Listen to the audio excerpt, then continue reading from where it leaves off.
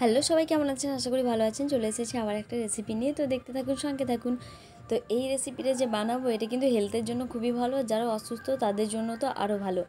তো আজকে করব আমি, দেখুন এখানে নিয়ে নিয়েছি গোটা গরম মশলা, নিয়েছি এলাচ আছে, দারচিনি আছে, গোলমরিচ আছে। কীটা যে ফাটলো আমি বুঝতে পারলাম না, জানেন তো, তেলের মধ্যে দেওয়ার পর আমার হাতে তো পুরো ফসকা পড়ে গেছে।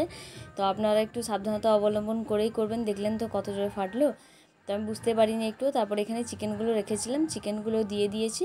তারপর ভাজা হালকা হয়ে যাওয়ার পর সামান্য একটু আদা আর একটু জিরে আর এই যে কাঁচা লঙ্কা একটা দিয়েছি, বেশি ঝাল যেহেতু খাওয়া যাবে না তাই জন্য। আর একটু দিয়ে দিলাম এখানে হলুদ গুঁড়ো। ব্যাস, একটু নাড়াচাড়া করার পরে জল দিয়ে দিতে হবে, বেশি একদমই ভাজা যাবে না। এই যে তারপর ঢাকা দিয়ে রেখে দেবো আধ ঘন্টা পরে দেখুন ঢাকা খুলে দেখছি যে হয়ে গেছে আমার রেডি চিকেন স্টু। এই যে তারপর গোলমরিচ গুঁড়া করে দিয়ে দিলাম। অনেকেই জিজ্ঞেস করছিল দিদির জন্মদিনের এবার ভিডিওটা ছাড়ো, তো দিদির জন্মদিনের ভিডিও কী ছাড়বো, দিদির তো শরীর ভালো নেই, তাই দিদির জন্য এই রেসিপিটাই করে দিলাম, যেটা হেলথের জন্য ভালো। শরীর ভালো থাক, সুস্থ থাক, তাহলে প্রতি বছর হবে জন্মদিন, খাওয়া দাওয়া তো লেগেই থাকবে, সেটা কথা নয়। তো সুস্থ করে তোলাটাই হচ্ছে মেন মোটিভ আমার। তো সুস্থ হয়ে গেলে ব্যাস আর কিছু চাই না, জন্মদিন তো খাওয়া দাওয়া লেগেই আছে, তাই না বলুন? এই দেখুন আমার চিকেন স্টু রেডি হয়ে গেছে, যাই এবার দিদিকে দিয়ে আসে। আর এত সুন্দর হয়েছে না, দারুণ খেতে। এটা কিন্তু একটু গরম গরম খেলেই ভালো হয়।